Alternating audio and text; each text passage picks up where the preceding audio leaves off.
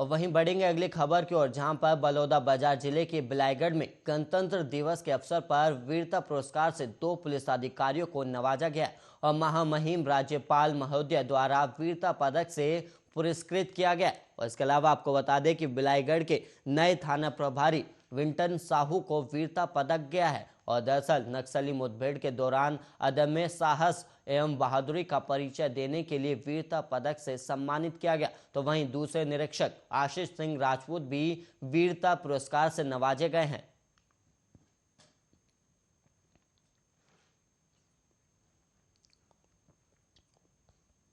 छत्तीसगढ़ के राज्य कर्मचारियों को 26 जनवरी यानी गणतंत्र दिवस के मौके पर गणतंत्र का तोहफा मिला और मुख्यमंत्री भूपेश बघेल ने राज्य कर्मचारियों के लिए कई घोषणाएं की और उन्होंने बताया कि राज्य सरकार के कर्मचारियों को अब हफ्ते में सिर्फ 5 दिन ही काम करना होगा और इसके साथ ही पेंशन के लिए अंशदायी पेंशन योजना के हिस्से के रूप में राज्य का योगदान 10% से बढ़ाकर 14% किया गया। और वहीं मुख्यमंत्री ने घोषणा की कि रिहायशी क्षेत्रों में संचालित व्यावसायिक गतिविधियों के नियमितीकरण के लिए विशेष प्रावधान किए जाएंगे। और इसके अलावा महिला सुरक्षा के लिए भी प्रत्येक जिले में महिला सुरक्षा प्रकोष्ठ का गठन करने का ऐलान मुख्यमंत्री द्वारा किया गया। और राज्य में तीरंदाजी को प्रोत्साहित करने के लिए शहीद गुंडाथुर राज्य स्तरीय तीरंदाजी अकादमी भी शुरू की जाएगी। और इसके अलावा अन्य पिछड़ा वर्ग में उद्यमिता विकास के लिए 10% भूखंड भी आरक्षित किए जाएंगे। और किसानों के लिए घोषणा करते हुए सीएम बघेल ने कहा कि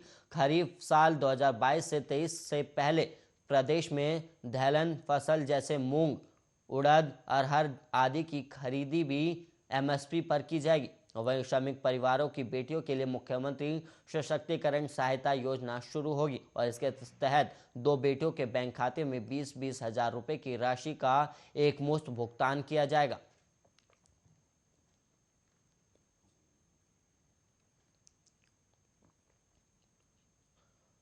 और वहीं सीहोर में निर्माणाधीन मकान में कार्य के दौरान 2 मजदूर छत से गिर गए और वहीं हादसे में एक मजदूर की मौके पर ही मौत हो गई और वहीं दूसरा गंभीर रूप से घायल है, जिसका जिला अस्पताल में अभी इलाज जारी है। और जानकारी के अनुसार ग्राम टिटोरा निवासी विनोद जाटव और एक अन्य मजदूर निर्माण कार्य के दौरान छत से गिर गए थे और हादसे में 22 वर्षीय विनोद की मौके पर ही मौत हो गई, जबकि दूसरा गंभीर रूप से घायल हो गया। और मजदूर के छत से गिरते ही मकान मालिक और ठेकेदार घटनास्थल से भाग निकले और पुलिस ने मर्ग कायम कर जांच शुरू कर दी है।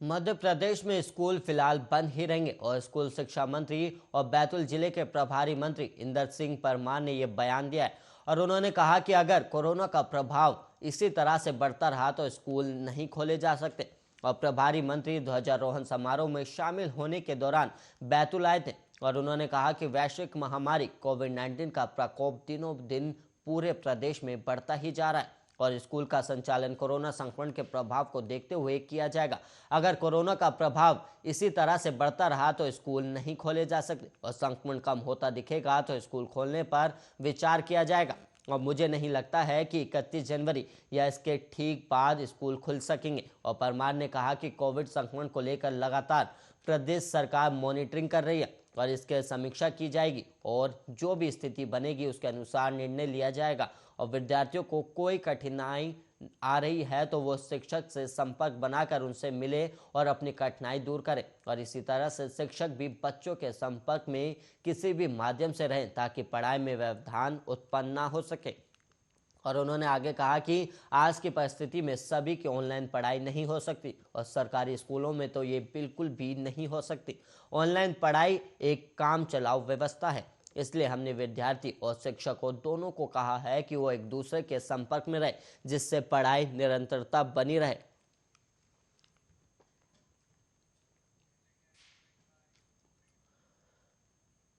अब वहीं छत्तीसगढ़ में बुधवार को कोरोना महामारी के 3,318 नए मामले दर्ज किए गए और इसके साथ ही यहां कोरोना को कुल मामलों की संख्या बढ़कर 11,08,450 हो गई है। और बुधवार को ही कोरोना की वजह से 10 लोगों की मौत के बाद यहां मरने वालों की संख्या भी बढ़कर 13,779 हो गई है और राज्य के स्वास्थ्य अधिकारियों ने ये जानकारी दी। और स्वास्थ्य विभाग के एक अधिकारी ने बताया कि बुधवार को सामने आए मामलों की संख्या कुछ घटी है और एक दिन पहले ही राज्य में 4,914 मामले सामने आने के साथ ही 23 लोगों की मौत भी दर्ज हुई थी और राज्य में बुधवार को औसत दर 15.81% रही और यह दर उस दिन हुई कल जांच में से उन लोगों के प्रतिशत को इंगित करती है जिनका परीक्षण परिणाम सकारात्मक आया है। और वहीं अधिकारी ने कहा कि बुधवार को 110 लोगों को अस्पताल से छुट्टी मिलने के बाद ठीक होने वालों की संख्या 10,65,491 तक पहुंच गई, जबकि 4,272 अन्य लोगों ने दिन के दौरान अपना होम आइसोलेशन का समय पूरा कर लिया और राज्य में अभी 29,180 सक्रिय मामले। और उन्होंने बताया कि इस दौरान रायपुर जिले ने कोरोना संक्रमण के 1,050 नए मामलों की सूचना दी और इससे यहां कुल केस लोड अब 1,87,201 हो गया और इसमें 3,185 मौतें भी शामिल है। और वहीं अधिकारी ने आगे कहा कि अभी जिले में 6,596 सक्रिय मामले हैं